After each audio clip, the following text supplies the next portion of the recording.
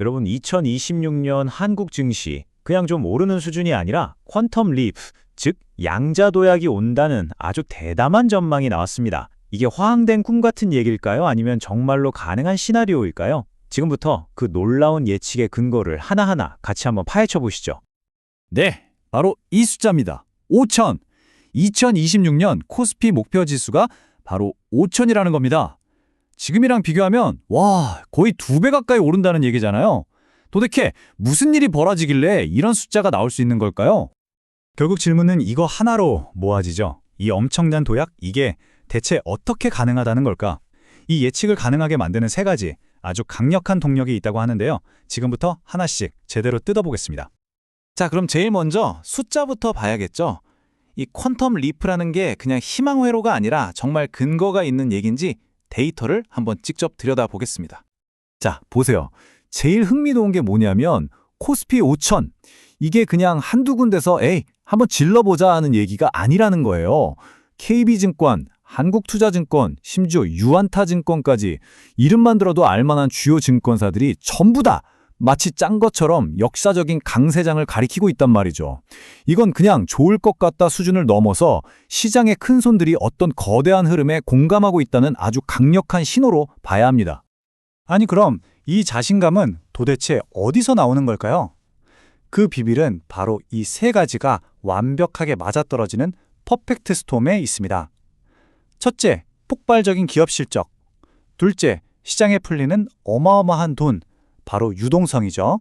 그리고 마지막으로 정부의 강력한 정책 지원. 이 삼박자가 딱 맞아떨어지면서 지긋지긋했던 그 박스피를 드디어 깨부술 거라는 겁니다. 물론이죠. 아무리 개별 기업들이 잘 나가도 경제 전체가 흔들리면 소용없잖아요. 이런 장밋빛 전망이 현실이 되려면 당연히 경제라는 큰 판이 잘 깔려 있어야 합니다. 그럼 지금부터는 시장을 둘러싼 거시경제, 그 큰 그림을 한번 살펴보죠.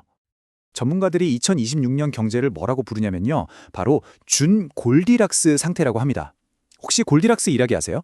곰3마리 집에 가서 죽이 너무 뜨겁지도 차갑지도 않은 걸 고르잖아요. 바로 그거예요. 경제가 막 과열돼서 인플레이션을 걱정할 만큼 뜨겁지도 않고 그렇다고 침체될 만큼 차갑지도 않은 딱 좋은 상태. 완만한 성장에 금리까지 안정적이다? 와, 이건 뭐 투자자들이 제일 좋아하는 그야말로 꿈의 환경이 만들어진다는 얘기죠.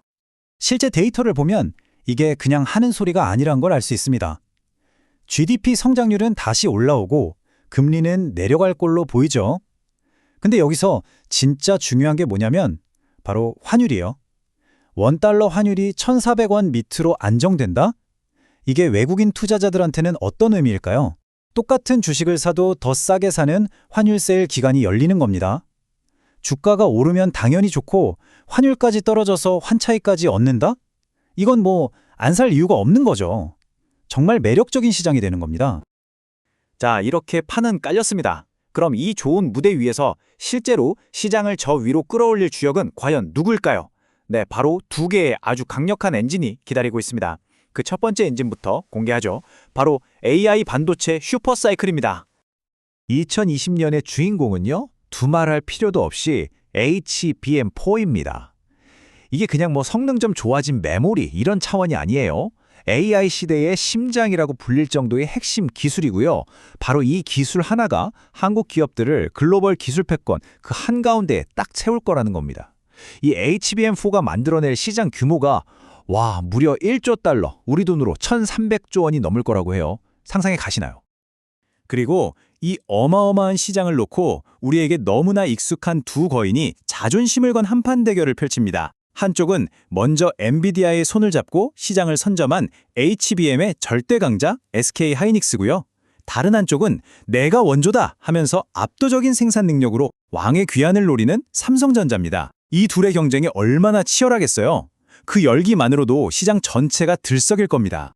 자, 그럼 이 두 회사가 2026년 딱 1년 동안 벌어들일 영업이익이 얼마로 예상되는지 아세요?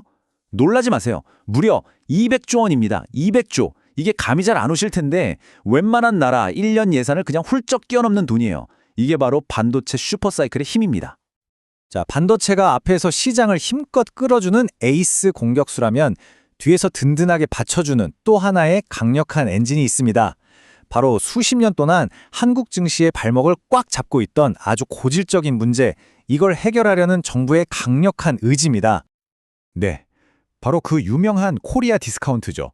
우리나라 기업들 돈은 정말 잘 버는데 이상하게 주주들한테 돌려주는 건 인색하고 지배구조는 복잡하고 그래서 항상 제값을 못 받는다는 평가를 받았잖아요. 정부의 밸류업 프로그램이 바로 이 해묵은 문제를 정면으로 겨냥하는 겁니다. 정부의 해법은 아주 명확해요. 기업들한테 확실한 당근을 주는 겁니다. 주주들한테 배당 많이 해주세요. 그럼 세금 깎아드릴게요. 자사주 사서 없애주시면 또 혜택 드릴게요. 이런 식으로요. 결국 기업들이 스스로 주주들한테 이익을 더 많이 돌려주게끔 아주 체계적으로 판을 짜는 거죠. 물론 이번 무대의 주인공은 반도체 맞습니다. 하지만 아무리 뛰어난 주인공이라도 혼자서는 무대를 꽉 채울 수 없죠. 든든한 조연들이 있어야 빛이 나는 법입니다. 이 거대한 상승장을 함께 이끌어갈 다른 핵심 산업들 또 누가 있을까요? 가장 먼저 눈에 띄는 건 바로 자동차입니다. 특히 현대차하고 기아는요, 이 밸류업 정책의 완전 모범생이에요. 무려 4조 원어치 자사주를 소각하겠다? 이건 그냥 돈 좀 쓰는 수준이 아니라 우리 회사는 이제부터 주주가 왕입니다 라고 시장 전체에 선포하는 거나 마찬가지입니다. 그리고 플랫폼 기업들도 빼놓을 수 없죠. 그동안 네이버, 카카오가 AI에 정말 어마어마하게 투자했잖아요. 이제 그 기나긴 투자 기간이 끝나고 드디어 돈을 버는 수확의 해가 온다는 겁니다. AI 기술이 광고나 쇼핑 같은 실제 비즈니스에 딱 붙으면서 완전히 새로운 성장 엔진을 달게 되는 거죠. 그리고 바이오, 이쪽 잠재력도 이제 터질 준비를 마쳤습니다. 삼성바이오로직스는 5공장을 돌리면서 생산 능력을 확 늘리고요.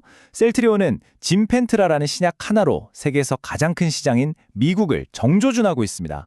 잘만 터지면 반도체 부럽지 않은 또 하나의 강력한 성장 엔진이 될 수 있다는 거죠. 자, 지금까지 여러 조각들을 맞춰봤는데요. 그럼 이 모든 분석을 바탕으로 2020년 투자라는 큰 그림을 어떻게 그려야 할까요?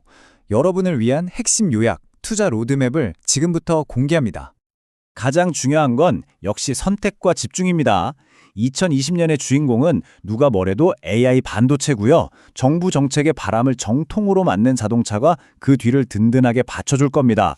반면에 한때 시장의 왕이었던 2차 전지는 잠시 숨고르기에 들어갈 가능성이 크니까 2027년 이후를 보고 좀 더 긴 호흡으로 접근하는 게 좋다는 전략적인 조언이 나오고 있습니다.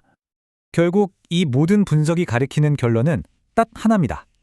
2020년은 한국 자본시장이 마침내 글로벌 선진 시장으로 진화하는 그야말로 대도약의 원년이 될 것이다. 와, 정말 가슴 뛰게 만드는 한 문장 아닌가요? 그래서 마지막으로 이 질문을 던져봅니다. 지난 수십 년간 우리 증시를 그렇게 짓눌러왔던 코리아 디스카운트라는 지긋지긋한 꼬리표. 과연 우리는 2026년에 그 꼬리표가 완전히 떼어지는 순간을 목격하게 될까요? 어쩌면 우리 모두는 지금 그 역사적인 변화의 바로 첫 페이지를 넘기고 있는지도 모릅니다.